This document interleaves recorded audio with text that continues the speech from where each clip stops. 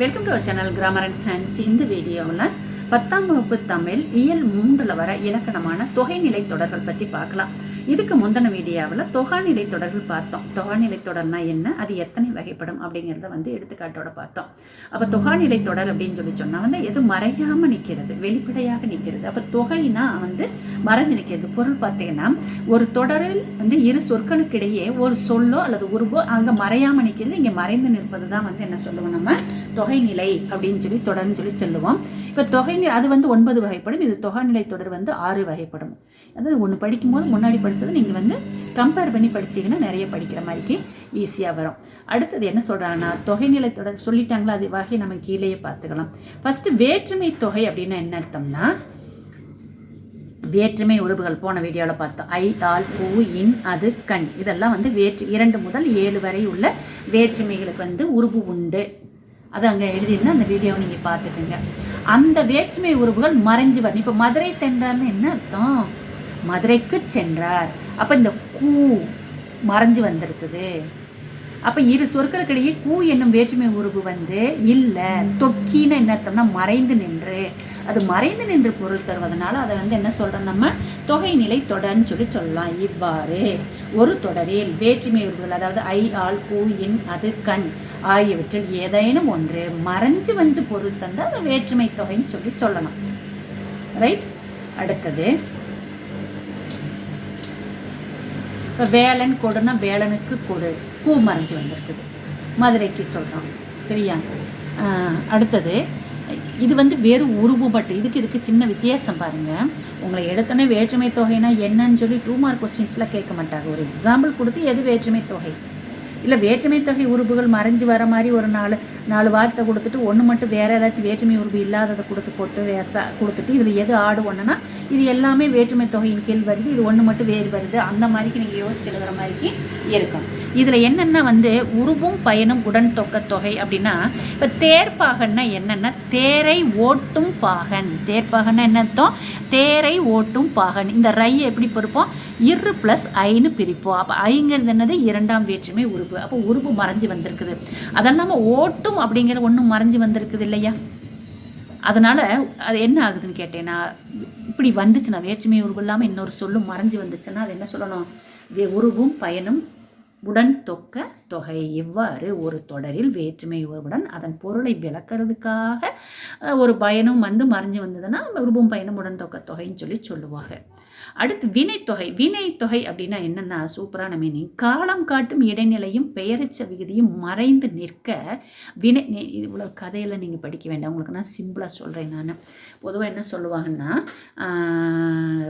2 முதல்ல ஒரு ஈஸியாக சொல்லித்தரேன். இவ்வளோ நீங்கள் போக வேண்டாம், சொல்லித்தரதை ஞாபகம் வச்சுக்கோங்க. ஃபஸ்ட்டு ஒரு வினைச்சொல் வரணும், அப்புறம் ஒரு பெயர் சொல் வரணும். ஞாபகம் வச்சுட்டீங்களா? ஃபஸ்ட்டு ஒரு வினைச்சொல், 2வது என்னது பெயர் சொல் வரணும், ஒரு பாயிண்ட்டு.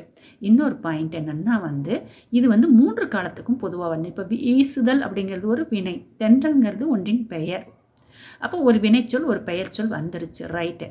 அப்போ இது எப்படின்னா, வீசு தென்றல்னா வீசுகின்ற தென்றல், வீசிய தென்றல், வீசும் தென்றல்னு 3 காலத்துக்கும் பொருந்தி வரும். அப்படி வாரதை நம்ம என்ன சொல்லுவோம்னா 3 காலத்துக்கும் பொருந்தி வந்துச்சுன்னு சொன்னால் அதை வினைத்தொகைன்னு சொல்லலாம். அப்போ நீங்கள் என்ன பண்ணணும்னா, இது படிக்கும் பொழுது ஒவ்வொரு பாடத்துலையும் செய்யுளுக்கு பின்னாடி இலக்கணம் கொடுத்துருப்பாங்க, இலக்கண குறிப்பு மாதிரி கொடுத்துருப்பாங்க. இலக்கண குறிப்பு பகுவதூறு இலக்கணம் கொடுத்துருப்பாங்க. நீங்கள் படிக்கும்போது என்ன பண்ணலான்னா, இப்போ தொடர்ந்து நம்ம video 7th ஸ்டாண்டர்டும் 6th standard Tamil first term ஃபுல்லாக நம்ம வீடியோ போஸ்ட் பண்ணிட்டோம்.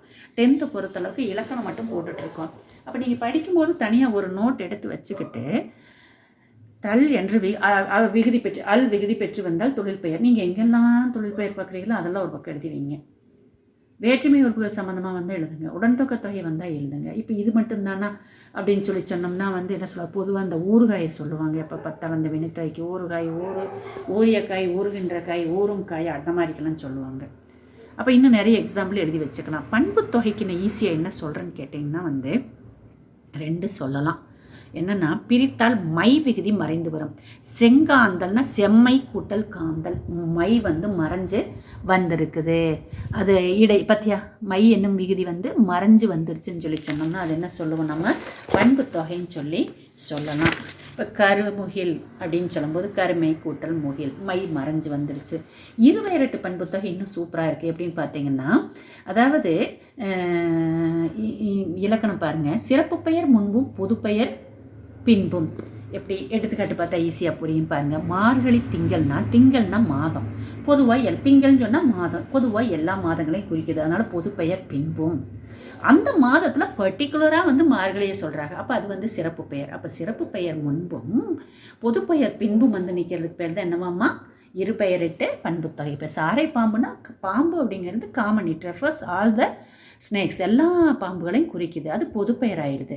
சாரைங்கிறது பர்டிகுலராக சொல்கிறதுனால அப்போ அது என்ன ஆயிடுது? சிறப்பு பெயர். அப்போ சிறப்பு பெயர் முன்பும் பொது பெயர் பின்பும் வந்துச்சுன்னு சொன்னால் அது என்னது? இருபெயரிட்டு பண்புத்தொகை. சூப்பர். அடுத்து உவமை தொகைனா என்னன்னா, இது போல அது, அதாவது பொதுவாக உவமை உருவுகள் போல, புறைய, மான, ஒப்ப, கடுப்ப, இதெல்லாம் நம்ம போல, புறைய, மான, ஒப்ப, கடுப்பெல்லாம் நம்ம யூஸ் பண்ணுறதில்ல. போல அப்படிங்கிறத தான் யூஸ் பண்ணுறோம். எக்ஸாம்பிள் பார்த்தோன்னா போல அப்படிங்கிறத போன்றன்னு சொல்லலாம். இப்போ மலர்கைன்னா மலர் போன்ற கை, அந்த கை அவ்வளோ சாஃப்டாக இருக்குது, மலர்கை. இப்போ மிக்க என்ன பண்ணிக்கலாம்? கயல் விழி, கயல்னா மீன், மீன் மாதிரி கண், மீன் போன்ற கண். அப்போ அந்த போல அல்லது போன்ற அப்படிங்கிற உருவு மறைந்து வந்தால் அது என்னது? உவமை தொகை. உண்மை தொகை சூப்பராக இருக்குது. நம்மளோட கிராமர் என்ஹான்ஸில் உண்மை தொகை, எண்ணுண்மை, முற்றுமை, மூணுமே இலக்கண குறிப்பு. மூணுக்கு இடையே உள்ள வித்தியாசம் பற்றி நம்ம வீடியோ ஆல்ரெடி போஸ்ட் பண்ணியிருக்கிறோம் நம்ம. அப்போ நீங்கள் உண்மை தொகை, முற்றுமை, எண்ணுமைன்னு மட்டும் கிராமர் என்ஹான்ஸ்ன்னு சொல்லி டைப் பண்ணி நீங்கள் யூடியூப்பில் சர்ச் பண்ணும்போது நம்மளோட வீடியோ அப்பியர் ஆகும். இப்போ உண்மை தொகை நம்ம சொல்லிடல, இதில் வந்துருச்சு இல்லையா? இப்போ அண்ணன் தம்பினா என்னது? அண்ணனும் தம்பியும். தாய் சேனா தாயும் சேயும். அப்போ ரெண்டுலேயுமே என்ன மறைஞ்சு வந்திருக்குது? என்ற சொல் மறைந்து வந்திருக்கிறது. ஆனால் என்னன்னா, அண்ணனும் தம்பியும் இங்கே சொல்கிறாங்க பார்த்தீங்களா? இடையிலும் இறுதியிலும், ஒவ்வொரு வேர்டும் முக்கியம். அண்ணனும் தம்பியும். அப்போ இடையிலும் இறுதியிலும் என்ற விகுதி மறைஞ்சு வந்துச்சு, உருவு மறைஞ்சு வந்துச்சுன்னா அது என்ன சொல்லுவோம்? ஊமை தொகைன்னு சொல்லலாம். அடுத்து அன்மொழி தொகைன்னு ஒன்று சொல்கிறாங்க. அதாவது வேற்றுமை, வினை, பண்பு, உவகை, உண்மை, இதில் எதுலேயுமே வரலப்பா, ஏதோ ஒரு வேர்டை கொடுத்துட்டாங்க, இது தொகை நிலைத்தொடர்ன்னு சொல்லிட்டாங்க. அது எப்படி கண்டுபிடிக்கணும்? இது எதுலேயுமே வராது, அதில் வாரத்தை என்ன சொல்லலாம், கேட்கலாம். நல்ல ஞாபகம் வச்சுக்கோங்க. இது ஒரு தடவை கேட்டிருந்தாங்க, எனக்கு சரியாக தெரியல, டெட் எக்ஸாம்லேயோ அல்லது UGTRBயோட எலிஜிபிலிட்டி டெஸ்ட்டு, தமிழ் எலிஜிபிலிட்டி டெஸ்ட்லேயோ சிவப்பு சட்டை பேசினார் என்ன அப்படின்னு சொன்னோம்னா என்னது? அன்மொழி தொகை. இது ஐயால் கூணில் வரல, வேற்றுமை தொகையில் சொல்ல முடியாது, பிரித்தால் மை விகுதி வரல, பண்பு தொகையில் சொல்ல முடியாது, சிவப்பு போன்ற சட்டை இல்லையே, அப்போ ஊமை தொகையில் வராது, இம்மு வரல, உண்மை தொகையில் வராது.